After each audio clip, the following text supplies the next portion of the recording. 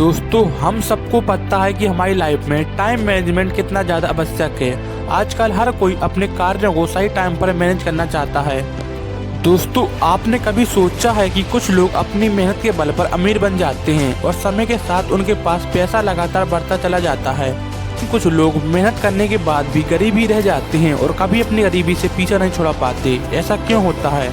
अगर देखा जाए तो दोनों के पास टाइम 24 घंटे ही होते हैं। दोस्तों, आपने अक्सर देखा होगा कि सेम टाइम होने के बाद भी कुछ बच्चे क्लास में टॉप कर जाते हैं और कुछ फेल हो जाते हैं।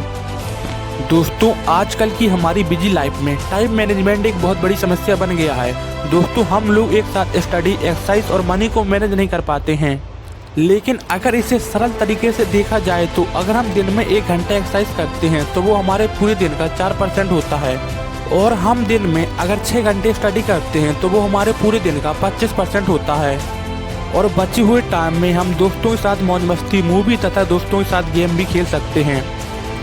अगर इसे एक अच्छे तरीके से देखा जाए तो यहाँ पर पूरा खेल टाइम मैनेजमेंट का है। टाइम मैनेजमेंट हमारी लाइफ में कितना ज़्यादा आवश्यक है, इसे एक स्टोरी से समझते हैं। दोस्तों, राहुल एक बहुत अच्छी कंपनी में काम करता था। राहुल हमेशा इस बात से परेशान रहता था कि उसके बॉस ने उसकी सैलरी को पिछले 3 सालों से बिल्कुल नहीं बढ़ाया था, और उसने देखा कि बाकी सारी एम्प्लॉय की सैलरी को बॉस ने बढ़ा दिया है। वह इस समस्या को लेकर बॉस के पास पहुंचा और बोला कि आपने सबकी सैलरी को बढ़ा दिया है, पर आपने मेरी सैलरी को पिछले 3 सालों से क्यों नहीं बढ़ाया है? बॉस ने राहुल की ओर देखा और मुस्कुराते हुए बोले, जिस दिन तुम अपने सारे कार्यों को अच्छे से मैनेज करना सीख जाओगे, मैं उसी दिन तुम्हारी सैलरी को बढ़ा दूंगा। अब राहुल यह सोच में पड़ गया कि आखिर बॉस कहना क्या चाहते हैं। कार्यों को सही से मैनेज करना, इससे मतलब क्या है? क्या मैं बॉस का कार्य टाइम पर नहीं करता हूँ?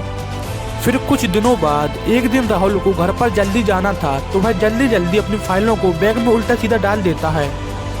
बैग पूरा भर जाता है और कुछ फाइलें बच जाती हैं। उसका बॉस ये सब देख लेता है और उसके पास जाता है और कहता है, मैं तुम्हारी कुछ हेल्प कर सकता हूँ? राहुल बोलता है, हाँ, ये फाइलें बैग में आ ही नहीं रही हैं। फिर उसके बॉस ने बैग से सारी फाइलों को निकालकर उनको सही तरीके से बैग में डाला, तो सारी फाइलें बैग में बन गई और कुछ जगह भी बच गई। बॉस मुस्कुराते हुए राहुल को बोले, ये जो तुम्हारी फाइलें हैं, ये तुम्हारे कार्यों की तरह हैं और तुम इस बैग की तरह हो। अगर तुम अपने कार्यों को जितने अच्छे तरीके और टाइम मैनेज करके करोगे, उतना ही ज्यादा कार्यों को कर पाओगे और अपने टाइम को भी बचा पाओगे। बॉस का इतना कहना राहुल के लिए सफलता का सूत्र बन गया। अब उसे बॉस की बात पूरी तरह समझ आ चुकी थी। वह समझ चुका था कि मेरी सैलरी क्यों नहीं बढ़ रही है। फिर उसने अपने कार्यों के लिए एक टाइम टेबल बनाया। उसने अपने टाइम को मैनेज करते हुए सभी कार्यों को पूरा किया। कार्य पूरा हो जाने के बाद भी उसके पास कुछ समय बच ही गया।